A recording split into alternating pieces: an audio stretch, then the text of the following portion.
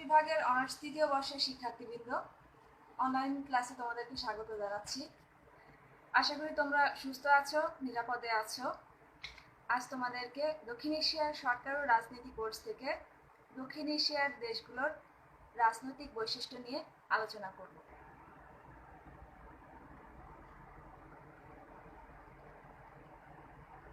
ভৌগোলিক সীমারেখা ও অবস্থানগত দিক থেকে এশিয়া মহাদেশকে 4টি শ্রেণীতে বিভক্ত করে এই মহাদেশের অন্তর্ভুক্ত দেশগুলোকে এই 4 শ্রেণীতে ফেলা হয়েছে, যেমন পূর্ব এশিয়া, দক্ষিণ এশিয়া, দক্ষিণ পূর্ব এশিয়া, উত্তর পশ্চিম এশিয়া। দক্ষিণ এশিয়ার প্রধান রাষ্ট্রগুলো হচ্ছে ভারত, পাকিস্তান, বাংলাদেশ, শ্রীলঙ্কা, মালদ্বীপ, নেপাল, ভুটান ও আফগানিস্তান। দক্ষিণ এশিয়ার এ সকল দেশ দ্বিতীয় বিশ্বযুদ্ধের আগে পাশ্চাত্য শক্তির উপনিবেশ ছিল। উপনিবেশিক শাসন, শোষণ, জুলুম, অন্যায়, অবিচার হতে মুক্তি পাবার আশায় এই অঞ্চলের জনগণ জাতীয়তাবাদী আন্দোলন পরিচালনা করে অধিকাংশ রাষ্ট্র স্বাধীনতা অর্জনে সক্ষম হয়। বর্তমানে দক্ষিণ এশিয়ার সকল রাষ্ট্রই স্বাধীন ও সার্বভৌম। দক্ষিণ এশিয়ার দেশসমূহের রাজনীতির গতি প্রকৃতি এত নাটকীয় ও পরিবর্তনশীল যে শাসনতান্ত্রিক কাঠামোর সাথে এর কোনো সামঞ্জস্য খুঁজে পাওয়া যায় না। বস্তুত দক্ষিণ এশিয়ার অশান্ত রাজনীতি সমগ্র বিশ্বকে প্রতিনিয়ত প্রভাবিত করছে। প্রতিটি রাষ্ট্র তাদের নিজস্ব স্বকীয়তা ও বৈশিষ্ট্য রক্ষা করে চলেছে। এখন দক্ষিণ এশিয়ার দেশগুলোর রাজনৈতিক বৈশিষ্ট্য। প্রথমে আসি জাতীয়তাবাদী রাজনৈতিক দল। উপনিবেশিক শাসন আমলে এ সকল দেশে পাশ্চাত্য শিক্ষায় শিক্ষিত মুষ্টিমেয় গোষ্ঠীসমূহ জাতীয়তাবাদী স্বাধীনতা গড়ে তোলার লক্ষ্যে জাতীয়তাবাদী রাজনৈতিক দল গঠন করেন। স্বাধীনতা লাভের জন্য সংগ্রাম করাই ছিল এদের মূল উদ্দেশ্য। স্বাধীনতা লাভের পর এ সকল রাজনৈতিক দলের সদস্যগণই শাসন কার্য পরিচালনার দায়িত্বভার গ্রহণ করেন, যেমন ভারতীয় কংগ্রেস নেতা জওহরলাল নেহরু, পাকিস্তানের মুসলিম লীগ নেতা মোহাম্মদ আলী জিন্নাহ, শ্রীলঙ্কার ফ্রিডম পার্টির নেতা বন্দর নায়েক ছিলেন তাদের নিজ নিজ দেশের শাসন ব্যবস্থার শীর্ষবিন্দু। 2 নম্বর হচ্ছে সম্মোহনী শক্তিসুলভ নেতৃত্ব। দক্ষিণ এশিয়ার দেশসমূহের নেতৃস্থানীয় ব্যক্তিবর্গের মধ্যে বিভিন্ন সময় সম্মোহনী শক্তিসুলভ নেতৃত্বের আবির্ভাব ঘটেছে।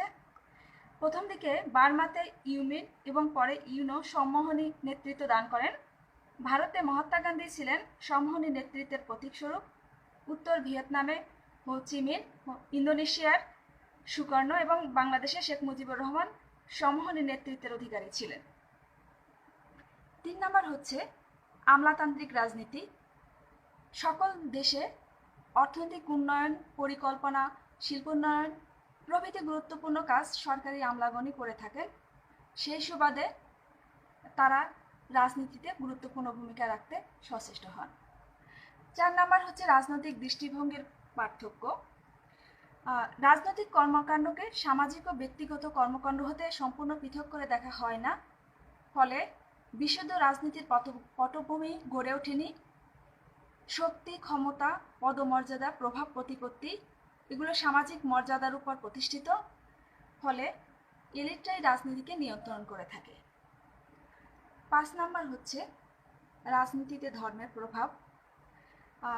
ধর্মভিত্তিক রাজনৈতিক দলের সংখ্যা এই দেশগুলোতে বেশি।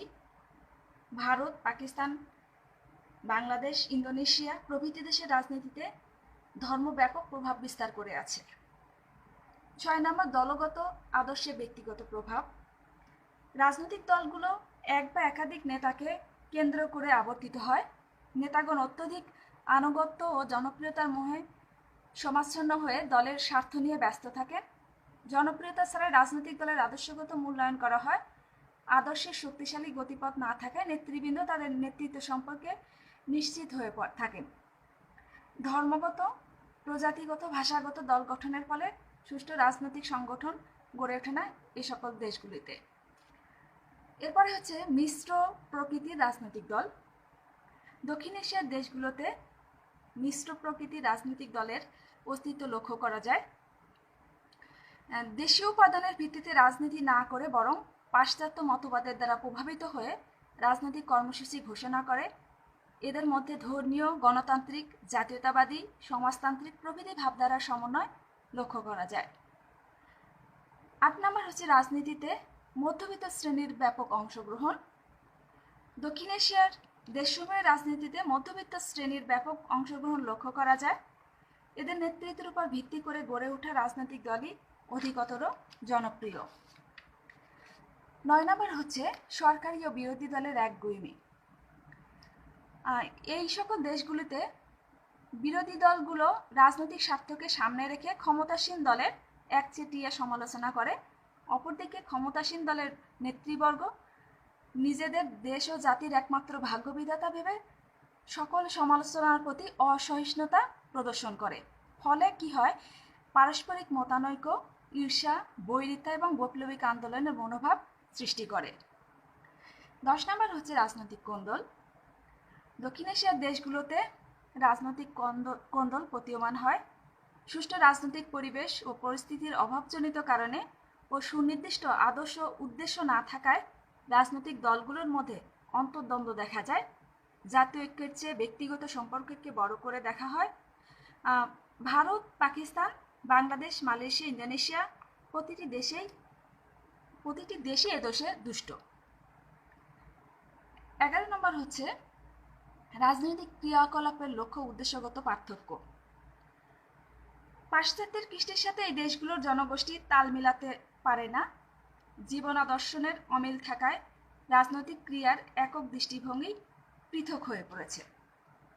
12 নম্বর হচ্ছে নতুন ও পুরাতন রাজনীতিবিদদের মধ্যকার বিরোধ।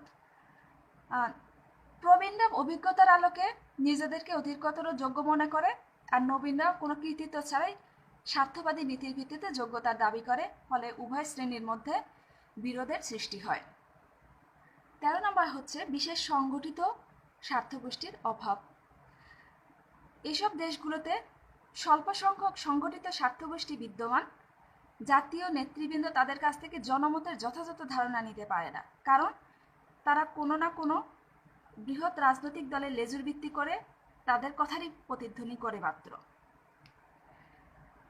14 নম্বর হচ্ছে রাজনৈতিক যোগাযোগের অভাব। এখানে পাশ্চাত্য শিক্ষা ও ভাবধারায় অনুপ্রাণিত শহরবাসী ও অর্ধশিক্ষিত বা অশিক্ষিত গ্রামবাসী এই দুই শ্রেণীর জনগোষ্ঠীর মধ্যে যথেষ্ট পার্থক্য দেখা যায়। পারস্পরিক বোঝাপড়া আদান প্রদানের ক্ষেত্রে অসুবিধার সৃষ্টি হয় এবং যোগাযোগের অভাব পরিলক্ষিত হয়।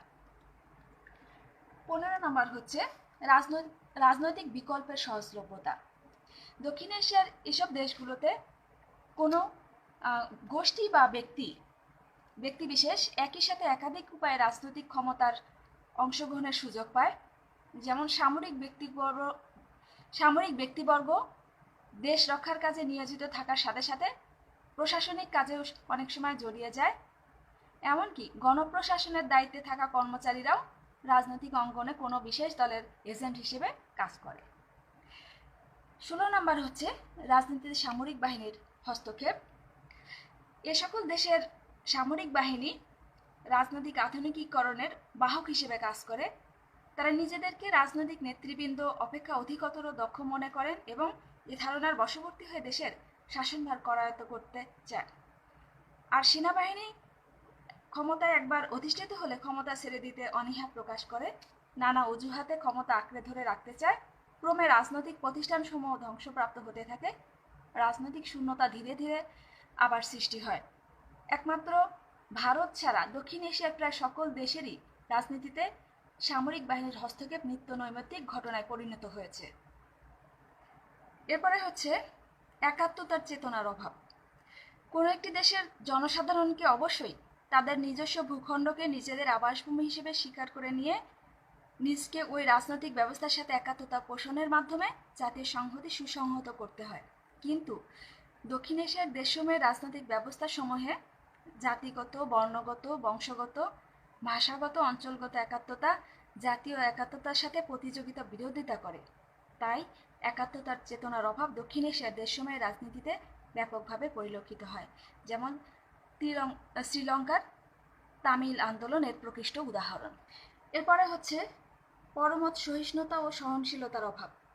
আমরা জানি যে গণতন্ত্রে সহিষ্ণুতা ও সহনশীলতার প্রয়োজন, কিন্তু আমরা দেখি যে দক্ষিণ এশিয়ার এই সকল দেশের দলীয় নেতাদের পরস্পরের প্রতি শ্রদ্ধাবোধের অভাব, ভুল বোঝাবুঝি, দ্বন্দ্ব সংঘাত ক্রমশই বেড়ে চলেছে। সরকার বিরোধী দলের প্রতি সহনশীল নয়, ফলে রাজনৈতিক উন্নয়ন ও স্থিতিশীলতা বিনষ্ট হয় ও হিংসাত্মক কার্যকলাপের প্রবণতা পরিলক্ষিত হয়। এরপরে হচ্ছে রাজনৈতিক আনুগত্য। জনগণ একটি রাজনৈতিক নীতি আদেশের প্রতি যতটা না অনুগত বা শ্রদ্ধাশীল, তা অপেক্ষা রাজনৈতিক দল বা নেতার প্রতি বেশি অনুগত, আর নেতাদের ইচ্ছা ও স্বার্থই রাজনৈতিক আদর্শে পরিণত হয়। সর্বশেষ হচ্ছে বিদেশি বা আন্তর্জাতিক প্রভাব। অনেক রাজনৈতিক দল ও নেতৃবৃন্দ বৈদেশিক শক্তির নিয়ন্ত্রণাধীনে পরিচালিত হয়। এরা জাতীয় বিষয় ও সমস্যাদের উপর যথাযথ গুরুত্ব না দিয়ে আন্তর্জাতিক ইস্যু ও সমস্যাদের উপর অধিক গুরুত্ব বা আরও আগ্রহ প্রকাশ করে থাকে। ফলে দক্ষিণ এশিয়ার নেতৃবৃন্দের ও রাজনৈতিক দলগুলোর এই অতি আন্তর্জাতিকতা বোধ অত্যন্ত ক্ষতিকর। প্রিয় শিক্ষার্থীবৃন্দ, এই ছিল দক্ষিণ এশিয়ার দেশগুলোর রাজনৈতিক বৈশিষ্ট্য। আশা করি তোমাদের কাজে লাগবে। আজকের ক্লাস এই পর্যন্ত, পরবর্তী ক্লাসে দেখা হবে। সকলকে অসংখ্য ধন্যবাদ।